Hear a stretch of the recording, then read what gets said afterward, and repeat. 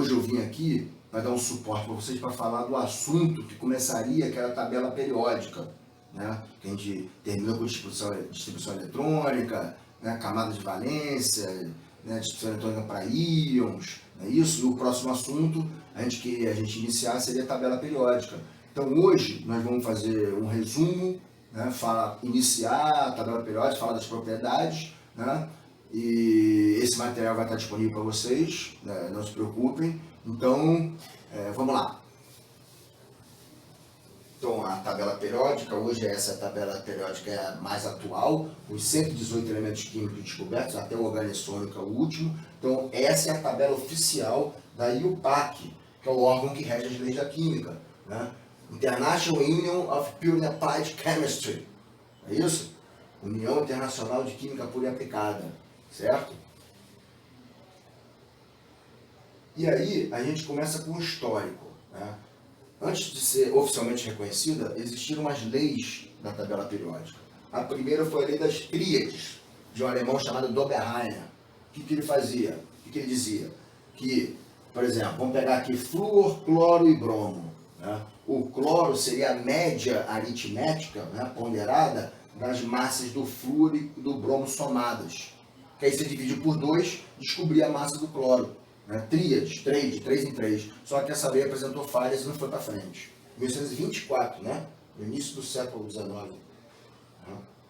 Depois veio um francês chamado Champourtois e ficou conhecido a lei do parafuso telúrico. O que ele fazia? Ele pegava tipo um parafuso, um exemplo de um parafuso, e como o parafuso tem espirais, no meio dessas espirais, ele colocava elementos químicos que tinham propriedades químicas semelhantes. Né? Mas isso também não vingou, não foi para frente, porque apresentou falhas. Não eram todos os elementos que seguiam essa ordem. Tá?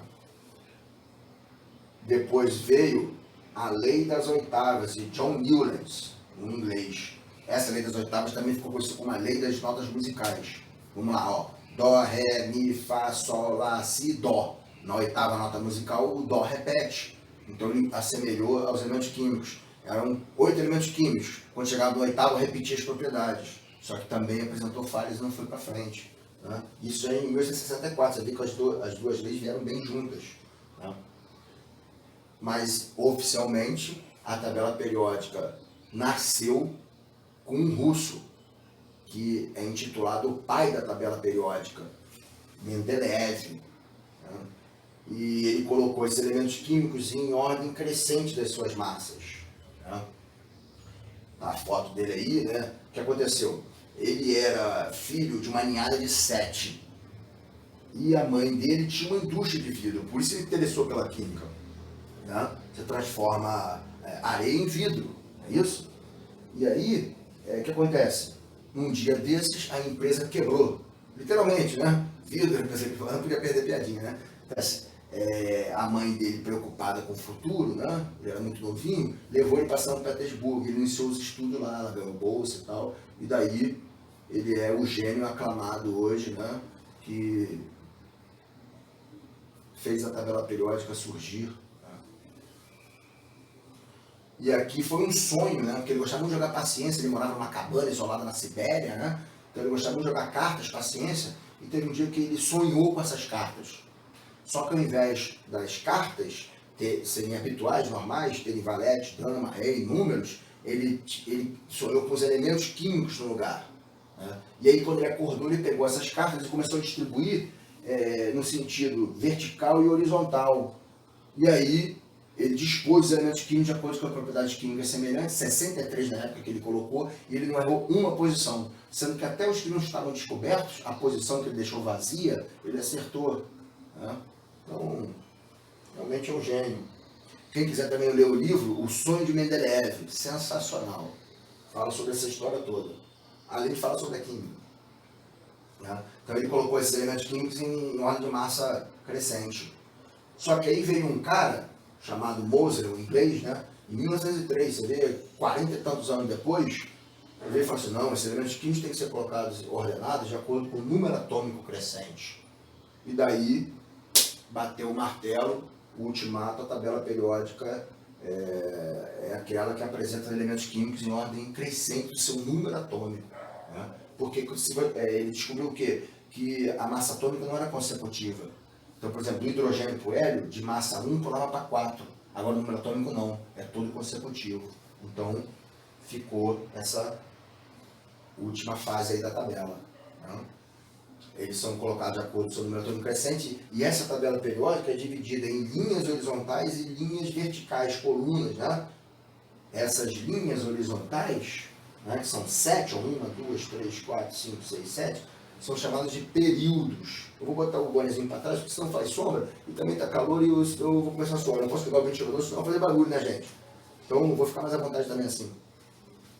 Então, e as colunas foram chamadas de famílias ou grupos. Então, linhas horizontais, períodos, linhas verticais ou colunas, famílias ou grupos. Tá? Aqui de fora, essas duas tirinhas são os lantanídeos e actinídeos. Lantanídeos, porque são grandes, ficam depois do lantânio. Actinídeos ficam depois do actínio. Eles foram retirados desse grupo aqui, ó, do 3B, da coluna 3. Senão a tabela ia ficar ruim de se representar. Então eles foram colocados lá de fora. Tá? Ah, deixa eu voltar ali. Tem uma coisa legal para falar. Aqui é o bloco S, aqui é o bloco P, né? Aqui na meiuca é o bloco D, que é os metais de transição, né? E aqui o bloco F. Então essas duas primeiras colunas aqui é o bloco S, S1 e S2. Né? Aqui é o bloco P, são os ametais, a regra da escadinha, né? Aqui são os metais de transição, e aqui são os metais de transição interna, que é o bloco F. Então S, P, D, F, é onde termina a distribuição eletrônica. Né? S1, S2, aqui vai de P1 até P6, ó. P1, P2, P3, P4, P5, P6. Né? E aqui o F vai de F1 até F14. Aqui é de D1 até D10. Né? São 18 grupos, 18 famílias, não é isso? E quem está no mesmo grupo é porque tem o mesmo número de elétrons de valência. Lembra que estudou camada de valência anteriormente? O número de elétrons da última camada e dá o grupo. Por exemplo, se ele terminou em S2, o grupo dele é 2A, porque tem 2 elétrons de valência. Tá? E aí eles foram representados por letra A e letra B. A letra A é quem termina a distribuição eletrônica em S ou P. Letra B é quem termina a distribuição eletrônica em D ou F. Tá? Isso que ele está falando aí agora. Tá? Então, por exemplo, o silício, ele tem 3 camadas, então ele está no terceiro período, na terceira linha. O número de camadas é o período onde ele está. E se ele tem 4 elétrons de valência, é porque ele está no grupo 4A, certo? Então, ó, o número de camadas me dá o período. Então, sem olhar a tabela, eu posso descobrir a posição do elemento, olhando só a distribuição eletrônica, a distribuição por níveis. Ó, o selênio, 34, vamos fazer para ele a distribuição. Ele tem essa distribuição por níveis. Olha, tem 1, 2, 3, 4 camadas, então é do quarto período. E tem 6 elétrons na camada, então é grupo 6A. Certo? E aqui é o nome das famílias associadas a esses grupos. Né? O primeiro grupo, a primeira coluna, são os metais alcalinos. Porque álcali quer dizer cinza de plantas. São elementos encontrados em cinzas de plantas. Tá? O 2A, que seria a segunda coluna, S2, são os metais alcalinos terrosos, porque eles, além de serem também encontrados em cinzas de plantas, eles também são encontrados abaixo da terra, sob a forma de minério. Né? Cálcio, calcita, magnésio, barita, bário, eles são encontrados abaixo da terra, minérios. 6A, calcogênios. Por quê? Gêmeos é formação, cálco é cobre. Então são formadores de cobre, esses elementos químicos. Quando eles encontraram com cobre, reagiam, formavam substâncias novas com cobre. Então, formadores de cobre, calcogênios. Seria a antepenúltima coluna, 6A. Tá? Vocês podem estar acompanhando pela tabela periódica também, se quiserem, aí na mão. 7A, halogênios, ó, formadores de sais do mar. Halo quer dizer sais do mar. Então, esses elementos são, na sua grande maioria, encontrados na água do mar. Principalmente cloreto de sódio, que é o sal de cozinha que a gente chama, né? E o grupo 8A, que é a última coluna, né? O último grupo, a última família, são chamados de gases nobres. Né? O hélio, que é o gás do balão, o neônio, que é o gás do laser, é isso? A argônio, que fica dentro da lâmpada para a lâmpada não explodir. Criptônio e xenônio, né? Criptônio utilizado muito em letreiro de padaria, né? Para iluminar, tal, para placas luminosas. Xenônio, que é farol de carro, né? E a família B são aquelas que terminam em D ou F. É aquela meiuca da tabela, aquelas duchinhas do lado de fora. Tá? os períodos, como a gente viu, correspondem ao número de camadas. Né? Olha lá, 1, 2, 3 camadas. Então quer dizer que o sódio está no terceiro período. Agora vamos lá, vamos treinar. Qual seria o grupo dele, do sódio? Hein? Um elétron de valência, grupo 1A, metais alcalinos. Tá vendo?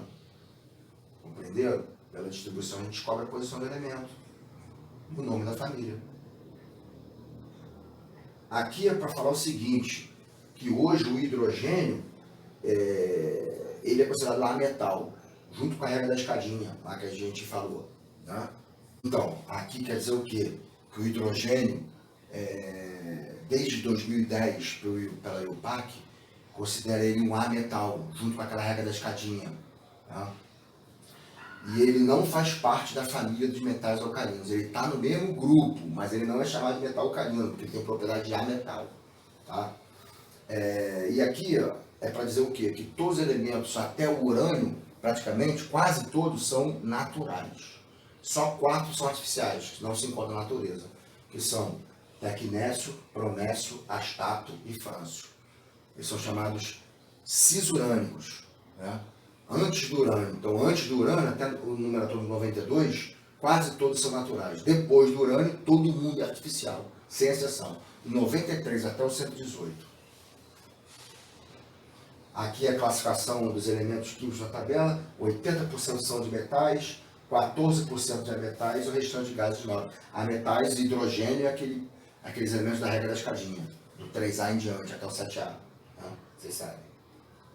Aqui são as características dos metais, eles têm brilho, quase todos são sódios, com exceção do mercúrio, que é o único metal líquido na Terra. Né? São ótimos condutores de calor, né? Panela que a gente usa de aço, né? No fogão, para cozinhar o alimento, que o calor transfere para o alimento. E condutores de eletricidade, fio de cobre, né? Que a gente usa nos interruptores de casa. São resistentes a pancadas, né?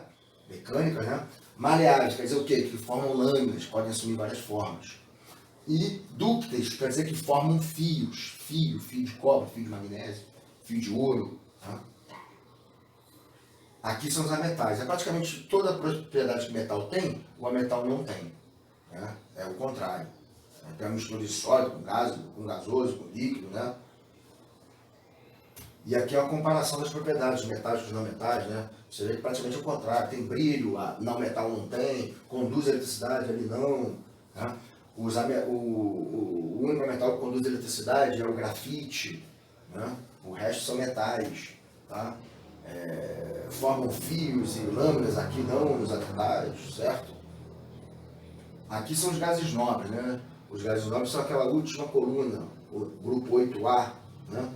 Porque tem 8 elétrons na última camada, com exceção do hélio, que tem 2. Agora todos os outros têm 8 elétrons na última camada, na camada completa. Por isso, né?